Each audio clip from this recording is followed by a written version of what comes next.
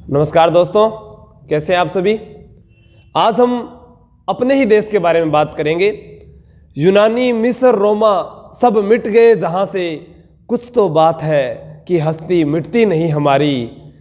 मजहब नहीं सिखाता हमें आपस में बैर रखना, हिंदी है हम, ये हिंदुस्तान हमारा। यानी किसके बारे में बात करेंगे आज?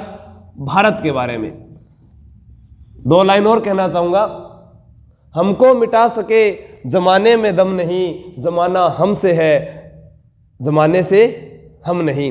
ठीक है, वीडियो को शेयर कर दीजिए और भारत के बारे में जानते हैं। देखिए दोस्तों, कल हमने संविधान की जो भाग है उनके बारे में अध्ययन किया। तो मैंने कहा था संविधान में 22 भाग है, उनके बारे में बात कर चुके थे अपने। आज हम बात करते हैं कि भारत का जो पहला नाम है उसके बारे में क्या है। पहला नाम क्या है? आर्यवर्त। क्या नाम है? आर्यवर्त। यानी अब हम रोजाना अलग अलग टॉपिक पढ़ रहे हैं, धीरे धीरे सारे वीडियो आते रहेंगे। इंडिया हिस्ट्री के लिए बोला तो चलो इसको शुरुआत यहीं से करते हैं।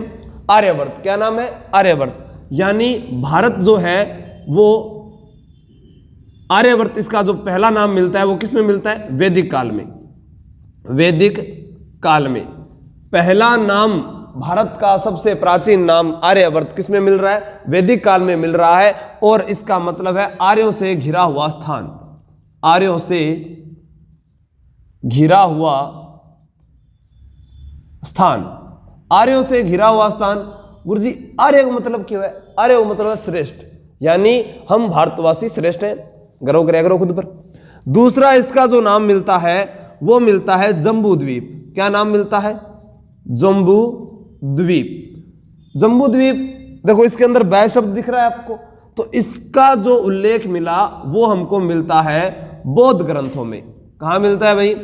बौद्ध ग्रंथों में। बौद्ध ग्रंथों में नाम मिलता है। बौद्ध ग्रंथों में क्या नाम मिलता है? जम्बू द्वीप, अर्थात जामुन का द्वीप। जामुन का द्वीप। द्वीप बोल रहा हूं मैं, यहां दीप नहीं।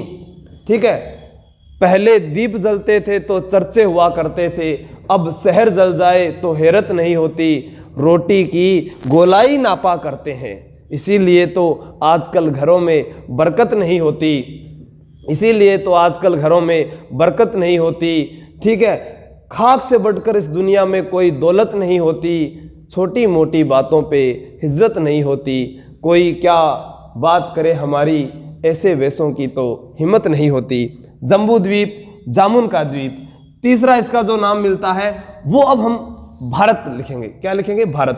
पहला आर्यवर्त, फिर जम्बू द्वीप, उसके बाद में भारत, फिर हिंदुस्तान, उसके बाद में इंडिया, फिर सिंतुको, फिर तिएंचु। इनके बारे में पढ़ते हैं। ये भारत के नाम है सारे, घबराओ ना थे। चाइनीज कौन बोलने लग रही हूं मैं? ठीक है, वीडियो को शेयर कर दीजिए ताकि सभी इसके बारे में जान ले। अब हम बात करें तीसरे नंबर पर, क्या है? भारत। संविधान के भाग 1 में लिखा हुआ है इंडिया दैट इज भारत। यानी संविधान में भारत का जो नाम है वो कितनी बार उल्लेख हुआ है? 2 बार। एक भारत के रूप में और एक इंडिया के रूप में। भारत का नाम भारत क्यों पड़ा? एक वंश था जिसका नाम था कौरव वंश। किसो वंश हो गुरुजी? कौरव वंश। कौरव वंश को राजा कौन हो गुरुजी? दुष्यंत हो। कौन था भाई? दुष्यंत। दुष्यंत के लड़के का नाम भरत था। क्या नाम था? भरत। यानी भारत का पहला चक्रवर्ती सम्राट कौन है? भरत। भारत का पहला चक्रवर्ती सम्राट। भारत का पहला चक्रवर्ती सम्राट कौन है? भरत है। ठीक है, भारत का पहला चक्रवर्ती सम्राट भरत है। इसके नाम पर इसका नाम क्या पड़ गया? भारत। कुछ लोगों की यह मान्यता है। एक मान्यता है कि भारत में एक भरत जनपद हुआ करता था, यानी भरत जन था, उसी के नाम पर इसका नाम क्या पड़ा? भारत। वेदों में भारत को कहा गया है अग्नि भारत। अग्नि भारत, ये किसमें कहा गया है? वेदों में। वेदों में भारत को क्या कहा गया है? अग्नि भारत। यानी वह देश जिसमें अग्नि देवता निवास करते हैं, वो कौन सा देश है? भारत है। पृथ्वी मेरी माता है, मैं इसका पुत्र हूं। अथर्ववेद के 25वें सूक्त में, ठीक है, जिसका नाम है पृथ्वी सूक्त, उसमें लिखा गया है पृथ्वी मेरी माता है, ठीक है, और मैं इसका पुत्र हूं। ये अथर्ववेद में लिखा गया है। ये विश्व का पहला गीत था। जैसा मैंने अभी आपको वीडियो शुरू होने से पहले बताया कि यूनानी, मिस्र, रोमा सब मिट गए जहां से, कुछ तो बात है कि हस्ती मिटती नहीं हमारी। यह गीत कहां से लिया गया है? जी बिल्कुल बताऊंगा, तराना ए हिंद, तराना ए हिंद, सारे जहां से अच्छा हिंदुस्तान हमारा, हम बुलबुलें हैं इसके ये गुलसिता हमारा। तराना ए हिंद किसका लिखा हुआ है? मोहम्मद इकबाल का। यहां से लिया गया है, उसी की कुछ लाइनें थी वो, परंतु विश्व का सबसे पहला गीत मैंने आपको बता दिया है। ठीक है, तो भारत का नाम कैसे पड़ा? भारत एक कौरव वंश हो, कौरव वंश का राजा दुष्यंत, दुष्यंत का छोरा नाम क्यों? भरत, बिंग नाम पर क्या पड़ गया? भारत। भारत का पहला चक्रवर्ती सम्राट कौन होगा? भरत होगा। भारत को वेदों में क्या कहा गया है? अग्नि भारत, यानी जहां अग्नि देवता निवास करते हैं वो देश कौन सा है? भारत। यानी अग्नि भारत का मतलब क्या हो गया? जहां पर अग्नि देवता निवास करते हैं, अग्नि देवता निवास करते हैं। ठीक है, नेक्स्ट बात करते हैं कि भारत के बाद में इसको क्या कहने लगे? भारत के बाद में इसको कहने लगे थे हिंदुस्तान। अब आप फिल्म में पढ़ा हिंदुस्तान की कसम, है नहीं? तो उसके बारे में बात करेंगे। हिंदुस्तान, हिंदुस्तान। एक प्रश्न पूछा जाए आपसे कि भारत में अनेकता में एकता है और एकता में अनेकता है, अनेकता में एकता है और एकता में अनेकता है, यह कथन किसका है? पहले इसको लिखो, भारत में अनेकता में एकता है और एकता में अनेकता है, यह कथन है V.A. स्मिथ का। जैसा मोहनदास करमचंद गांधी ने कहा, यानी महात्मा गांधी ने कहा कि भारतीय जो संस्कृति है वो ना तो हिंदू है ना ही इस्लामी है, ये तो सभी का एक समायोजन है। क्या है? समायोजन, यानी संयोजन है। ठीक है, तो भारत में अनेकता में एकता और एकता में अनेकता है, ये V.A. स्मिथ का कथन है, क्योंकि भारत है जो विविधता में एकता वाला देश है। कौन सा देश है? विविधता में एकता वाला देश है। अब यहां हिंदुस्तान की बात कर रहे हैं। हिंदुस्तान नाम कैसे पड़ा? सबसे पहले यहां पर ईरानी आए। कौन आए? ईरानी। उन्होंने ये नाम दिया, यानी मैं कह सकता हूं ईरानियों की देन है, ईरानियों की देन है। गुरुजी बे इन्हें हिंदुस्तानी क्यों कहो? बता था। भारत के इधर ये नदी है जिसका नाम है सिंधु नदी। कौन सी नदी? सिंधु नदी। इधर से ईरानी आए, ईरानी आए। उन्होंने क्या किया कि इस सिंधु नदी को हिंदू नदी बोला। वो सह को क्या बोलते थे? सह को है बोला करते थे, तो वह सिंधु न के बोलने लग गया हिंदू। और सिंधु नदी के ये जो पास में ये जो देश है इसको बोलने लगे वो हिंदुस्तान। क्या बोलने लगे? हिंदुस्तान। जैसा हमारा राजस्थान, इसमें भी ऐसा प्रभाव दिखाई देता है। आपा मारवाड़ में जावा, मारवाड़ के लोगों थे जार बात करो, अबे के बोली हूँ सोरो नोट नहीं लूँ, हूँ तो होरो नोट ले। वो सह को क्या बोलते हैं? है बोलते हैं हूँ सोरो नोट नहीं लूँ गुरुजी, हूँ तो होरो नोट ले। हगला हाथ बैठ ही माँ, हगला हाथ बैठ जी माँ, हगला हाथ हाथ है हाला। ठीक है, हगला हाथ हाथ है हाला, यानी वो सह को है बोलते हैं।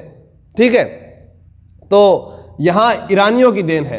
अब क्या है, प्रश्न पूछा जाए कि इसको हिंदुस्तान जो नाम है या ये हिंदू नदी जो नाम है, ये सबसे पहले जानकारी हमें कहां से प्राप्त होती है? ये प्राप्त होती है सुसा अभिलेख से। कौन सा अभिलेख है? सुसा अभिलेख। सुसा अभिलेख, और सुसा अभिलेख है जो डेरियस प्रथम का है, समय का है, डेरियस प्रथम के समय का सुसा अभिलेख, जिसमें हमें हिंदुस्तान के बारे में जानकारी मिलती है। हिंदुस्तान शब्द का प्रयोग कौन सी शताब्दी में हुआ था? 7वीं शताब्दी में हुआ। और जो किसी शताब्दी में? 7वीं शताब्दी में। और संविधान का 7वां जो भाग है वो समाप्त कर दिया गया है। एकीकरण 7 चरणों में हुआ था। 7वीं अनुसूची में 7 केंद्र व राज्य उनका बंटवारा बताया गया है। और 1907 में ही पहला कांग्रेस का विभाजन हुआ, पहला कांग्रेस का विभाजन हुआ। तो सब में क्या है, 7-7 की बात है और 7 ही फेरा लीजिए, ठीक है, 7वीं शताब्दी। तो अब बात करते हैं हिंदुस्तान के बाद में भारत को क्या कहते थे। हिंदुस्तान के बाद में भारत को कहने लगे इंडिया। क्या कहने लगे? इंडिया। इंडिया भारत को कहने लगे। इंडिया किसकी देन है? यूनानियों की देन है। यूनानी भारत में आए, यूनानियों की देन है। यानी भारत जो है इसको इंडिया कहा यूनानियों ने, क्योंकि वो जो सिंधु नदी बहती थी उस सिंधु नदी को ईरानी तो क्या कहते थे? हिंदू। और ये क्या बोलते थे? इंडस बोलते थे। क्या बोलते थे? इंडस। यानी अपने पढ़ते हैं इंडस वैली सिविलाइजेशन, सिंधु घाटी सभ्यता। क्या पढ़ते हैं अपने? सिंधु घाटी सभ्यता, इंडस वैली सिविलाइजेशन। अब प्रश्न आ जाए, भारत में सबसे पहले मूर्ति पूजा का उल्लेख कहां से हुआ? सिंधु घाटी सभ्यता में। मूर्ति पूजा का उल्लेख, मूर्ति पूजा का उल्लेख कहां से होता है प्राप्त? सिंधु घाटी सभ्यता में। प्रश्न पूछा जाए कि सबसे पहले अगर हम मानव की बात करें तो किसकी पूजा होनी शुरू हुई थी? तो होनी शुरू हुई थी महात्मा बुद्ध की। महात्मा बुद्ध की पूजा। किसकी? महात्मा बुद्ध की पूजा। किसकी पूजा होती थी? महात्मा बुद्ध की। महात्मा बुद्ध जिसे लाइट ऑफ एशिया कहा जाता था, एशिया का ज्योतिपुंज कहा जाता है। महात्मा बुद्ध को क्या कहा जाता है? एशिया का ज्योतिपुंज, ज्योतिपुंज। क्लियर? तो सबसे पहले मूर्ति की पूजा, सिंधु घाटी सभ्यता, इंडस वैली सिविलाइजेशन। इसी कारण इंडिया यानी इंडस से क्या बना है? इंडिया बना है। किन की देन है? यूनानियों की देन है, ठीक है। और मूर्ति पूजा का उल्लेख सिंधु घाटी सभ्यता में। महात्मा बुद्ध को एशिया का ज्योतिपुंज कहा जाता है। मानव के रूप में सबसे पहले पूजा इनकी हुई। मानव के रूप में सर्वप्रथम पूजा किसकी होती है? महात्मा बुद्ध की होती है। नेक्स्ट बात करते हैं, वीडियो लाइक शेयर कमेंट तो कर दिया करो। एक दिन के अंदर कम अगर थे 1000 लोग भी जुड़ो तो एक महीने के अंदर अपने 50,000 के करीब होंगे। और 50,000 का परिवार होने के बाद में बढ़िया मार्कर भी आ जाएगा, बढ़िया बोर्ड भी हो जाएगा, लाइट की व्यवस्था भी हो जाएगी, फिर आराम पढ़ियो, ठीक है। देखो सिंधुको, भारत का अगला नाम क्या आ गया? सिंधुको। सिंधुको और एक नाम है तिएनचु। जी ये भी भारत का नाम आगे बिल्कुल क्यों को नहीं यहां पर ये दोनों नाम जो दिए गए हैं वो चीनी यात्रियों के द्वारा दिए गए हैं। किनके द्वारा दिए गए हैं? चीनी यात्री जो यहां पर भारत में आए उनके द्वारा ये दोनों ही नाम दिए गए हैं। जी सिंधु को मतलब क्या है? देखो सिंध का मतलब ध्वनि आ रही है ना सिंधु की, यानी सिंधु नदी का देश, सिंधु नदी का देश। सिंधु नदी का देश किसको कहेंगे? भारत को। सिंधु नदी का देश कौन सा हुआ? भारत। यानी चीनी यात्रियों ने भारत को क्या कहा है? सिंधु को कहा है, जिसका मतलब है कि भारत जो है वो सिंधु नदी का देश है। तिएनचु का मतलब है कि देवताओं की भूमि। क्या है? देवताओं की भूमि, देवताओं की भूमि। और आपको पता ही है भारत में मंदिर बहुत ज्यादा है, तो उन्होंने क्या देखा कि अटा तो भगवान ही भगवान निवास कर रहा है, तो उन्होंने क्या नाम दे दिया? देवताओं की भूमि नाम दे दिया। तो अपने बात करते हैं भारत के पहले नाम से। आर्यवर्त, जम्बूद्वीप, भारत, हिंदुस्तान, इंडिया, सिंधुको और लास्ट में क्या है? तिएनचु। कितने नाम हो गए? 7। अपने और बात करते हैं भारत भारत की जो राजधानी है, भारत की राजधानी का क्या नाम है? नई दिल्ली। भारत की राजधानी क्या है? नई दिल्ली। गुरुजी नई दिल्ली पहला भारत की राजधानी ही गई ना कोनी। पहले क्या थी? कलकत्ता थी। क्या थी? कलकत्ता। तो कलकत्ता के स्थान पर राजधानी किसको बनाया गया? दिल्ली को, क्योंकि 1911 में लगा था दिल्ली दरबार। क्या लगा था? दिल्ली दरबार। और 1911 में गुरु जी दिल्ली दरबार में लगे हो तो भारत की राजधानी कब बनी? नई दिल्ली को राजधानी बनाया गया 1 अप्रैल 1912 को। 1 अप्रैल 1912 को। सर जी तो बता दी कि भारत की राजधानी नई दिल्ली है, पर तो बताई को नहीं दिल्ली बसाई का नहीं। लो बात करो। दिल्ली जो शहर है वो बसाया था अनंगपाल तोमर ने। किसने बसाया था? अनंगपाल तोमर ने। गुरुजी ओ कौन हो? अरे जानो को नहीं अनंगपाल तोमर ने? पृथ्वीराज चौहान तृतीय। क्या नाम है? पृथ्वीराज चौहान तृतीय के नाना का नाम क्या है? अनंगपाल तोमर। अनंगपाल तोमर के एक छोरी ही भी नाम हो कर्पूरी देवी। क्या नाम हो? कर्पूरी देवी। कर्पूरी देवी के लड़के का नाम था पृथ्वीराज चौहान तृतीय। पृथ्वीराज चौहान तृतीय। और पृथ्वीराज चौहान तृतीय के पापा को नाम हो सोमेश्वर चौहान। इनका डैडी को नाम क्यों? सोमेश्वर चौहान। सोमेश्वर चौहान पृथ्वीराज चौहान तृतीय के पिता थे, तो सोमेश्वर चौहान की लुगाई को नाम कर्पूरी देवी। अनंगपाल तोमर का जुआई को नाम सोमेश्वर चौहान। अनंगपाल तोमर का दोहिता को नाम पृथ्वीराज चौहान तृतीय। तो पृथ्वीराज चौहान तृतीय को क्या सौंप दी गई थी? दिल्ली सौंप दी गई थी। क्या सौंप दी गई थी? दिल्ली। क्योंकि अनंगपाल तोमर के कोई लड़का नहीं था, इसलिए उसने दिल्ली किसको दी थी? पृथ्वीराज चौहान तृतीय को दी थी। अठई बार फिर सहयोगितार मिलीर प्रेम वगैरह हो बते आगे सन पतो है सारी बात। मारवाड़ वाला वीडियो देख लो, सारी कहानी भी मैं बताई है। ठीक है। अब प्रश्न आता है जी दिल्ली का प्राचीन नाम क्या है?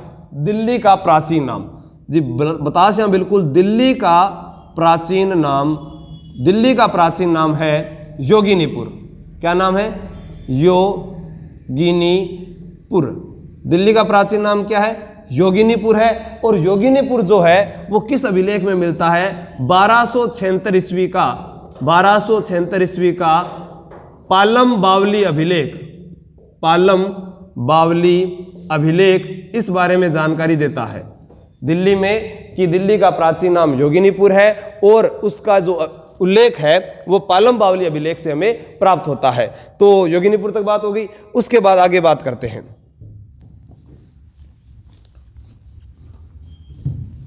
दिल्ली को दिल्ली का भी कहा गया है। प्रश्न आता है भारत का राष्ट्रीय वाक्य क्या है? राष्ट्रीय वाक्य है सत्यमेव जयते। यानी सत्य की हमेशा क्या होती है? जीत होती है। जीत होती है। तबीयत खराब है पर वीडियो आप लोगों के लिए बनाने जरूरी है। सत्यमेव जयते। सत्यमेव जयते जो मुंडको उपनिषद से लिया गया है। मुंडको उपनिषद से लिया गया है। भारत का राष्ट्रीय ध्वज क्या है? भारत का राष्ट्रीय ध्वज, भारतीय राष्ट्रीय ध्वज गुरुजी तिरंगा है। तिरंगा फिल्म किंग है नाना पाटेकर की, और सत्यमेव जयते किंग है जॉन अब्राहम की। ठीक है। तो तिरंगा है। ये तिरंगा किसने तैयार किया था? पिंगली वेंकैया ने। पिंगली वेंकैया ने। भारत का राष्ट्रीय ध्वज किसने तैयार किया है? मोस्ट इंपोर्टेंट पर्सन है, ये ध्यान रखना। ठीक है। भारत का राष्ट्रीय ध्वज और भारत का राष्ट्रीय चिन्ह पूछा जाए कि चिन्ह क्या है, तो वो है अशोक स्तंभ। अशोक स्तंभ। अशोक स्तंभ जो है वो सारनाथ के अशोक स्तंभ से लिया गया है। सारनाथ के अशोक स्तंभ से लिया गया है, जो भारत का राष्ट्रीय चिन्ह है। भारत का राष्ट्रीय गीत, राष्ट्रीय गीत क्या है गुरुजी? थे बताओ कौन सा है? राष्ट्रगीत और राष्ट्रगान में अंतर है। राष्ट्रीय गीत तो है जन गण मन अधिनायक जय हो, वो है बंकिम चंद्र चटर्जी का। ठीक है। और राष्ट्रगान क्या है? गलत बोलना आ रही होंगे, कमेंट करो, ये वास्ते बोलना आ रही हूं। भारत का राष्ट्रीय गीत क्या है और राष्ट्रगान क्या है? राष्ट्रीय गीत है वंदे मातरम। क्या है? वंदे मातरम। और राष्ट्रीय गीत तो हो गया वंदे मातरम। क्या है? वंदे मातरम। और राष्ट्रगान क्या है? जन गण मन। जन गण मन। ठीक है, तो इस चीज का आप ध्यान रखें। और अपने बात करते हैं भारत के बारे में। प्रश्न आया था आईएएस एग्जाम में एक बार कि नई दिल्ली किसकी राजधानी है। आपको ऑप्शन दे रहा हूं मैं, आप बताओगे। प्रश्न लिखा हुआ था नई दिल्ली किसकी राजधानी है। राजधानी है ऑप्शन नंबर 1 उत्तरी कोरिया। उत्तरी कोरिया,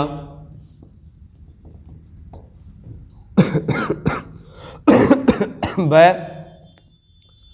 दक्षिणी कोरिया, और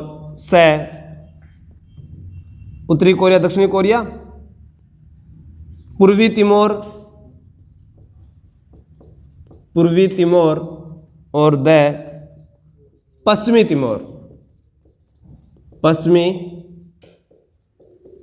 तिमोर।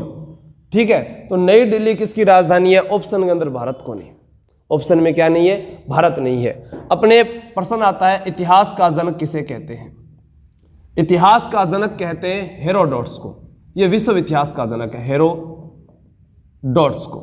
विश्व इतिहास का जनक कौन सा है, हेरोडोट्स। यूनान का निवासी था, इसने एक ग्रंथ लिखा था हिस्टोरिका ग्रंथ। कौन सा ग्रंथ लिखा, हिस्टोरिका ग्रंथ। हिस्टोरिका ग्रंथ किंगो लिखो है गुरुजी, हेरोडोट्स को है, जो इतिहास का जनक है। इतिहास का शाब्दिक अर्थ होता है, वो भी आप नोट कर लीजिए, ऐसा जो निश्चित रूप से हुआ है। ऐसा जो निश्चित रूप से हुआ है, वो इसका इतिहास का शाब्दिक अर्थ है। इतिहास तो बेवफा है, रात को पढ़ो सुबह खफा है, यानी सफा है। ठीक है, लेकिन इसको अगर हम बार बार पढ़ें, रुचि लें, तो ये भी याद हो जाता है। ठीक है, तो अब प्रश्न आता है कि भारतीय इतिहास का जनक कौन है। इसका आप उत्तर बताओगे मुझे। 4 ऑप्शन आपको दिए हैं, कमेंट करके बताएं वीडियो ऑफ होने के बाद में, ताकि मुझे पता चले कि किस किस ने ये जवाब दिया है। और वीडियो को ज़्यादा से ज़्यादा आप लोगों को भेजें, ताकि अच्छी जानकारी उनको मिलती रहे। एक साथ अपनी बात कर लेंगे। भारतीय इतिहास के जनक। भारतीय इतिहास को जनक कौन है गुरुजी, महर्षि कृष्ण द्वैपायन वेदव्यास। कौन है, महर्षि कृष्ण द्वैपायन वेदव्यास, जिन्होंने लिखी है महाभारत। गुरुजी महाभारत का प्राचीन नाम क्या है, जय संहिता। क्या नाम है, जय संहिता। महाभारत का फारसी में अनुवाद क्या कहलाता है, फारसी अनुवाद कहलाता है रजबनामा। गुरुजी रजबनामा फारसी में अनुवाद कौन करे हो, अब्दुल कादिर बंदायूनी ने। गुरुजी अब्दुल कादिर बंदायूनी कौन हो, ये वही व्यक्ति है जिसने हल्दी घाटी के युद्ध में राजपूतों के खून से अपनी दाढ़ी को रंगा था। कौन रंगो, बंदायूनी थे। के याद करोगा, गंदा बंदा बिकता है तो दंगा हो जाता है। बोलो, गंदा बंदा बिकता है तो दंगा हो जाता है। इसी गंदा बंदा ने हल्दी घाटी के युद्ध को गोगुंदा का युद्ध कहा था। क्या कहा था, गोगुंदा का युद्ध इसने कहा था। और बंदायूनी ने ही हल्दी घाटी के युद्ध का वर्णन किया है। हल्दी घाटी युद्ध का वर्णन किया था अपने ग्रंथ मुंतखाव उल तवारीख में। कौन से ग्रंथ में किया है, मुंतखाव उल तवारीख नामक जो ग्रंथ है वो किसका लिखा हुआ है, बंदायूनी का। फिर मैंने आप लोगों को बताया गंदा बंदा बिकता है, तो वो भी देखो, गंदा बंदा बिका तो क्या हुआ, दंगा हुआ। तो अपने क्या याद करेंगे, देखो, वैसे बंगाल का शोक कौन सी नदी है, दामोदर नदी। उसके अलावा बिहार का शोक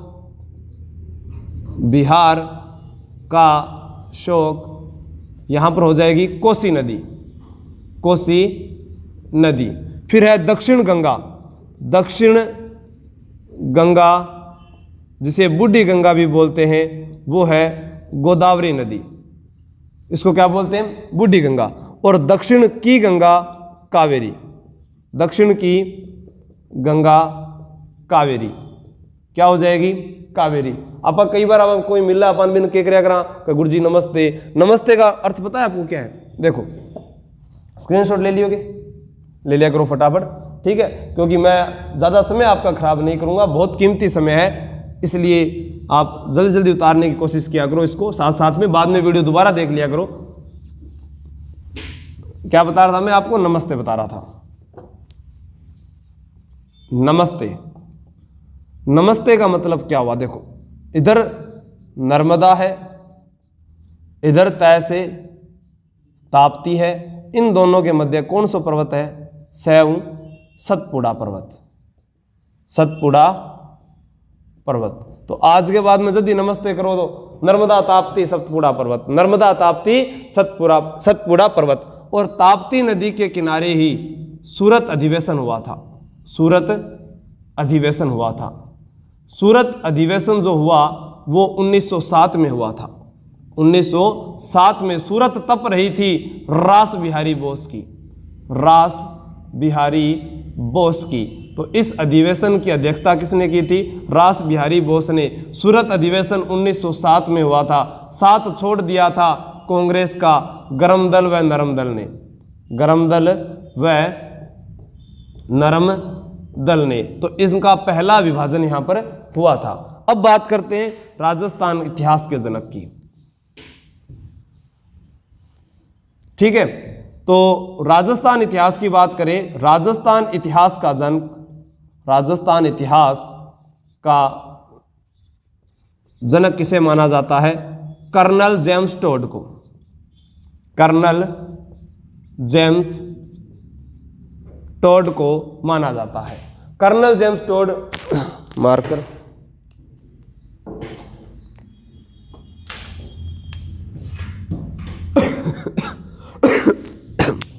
मार्कर कौन है?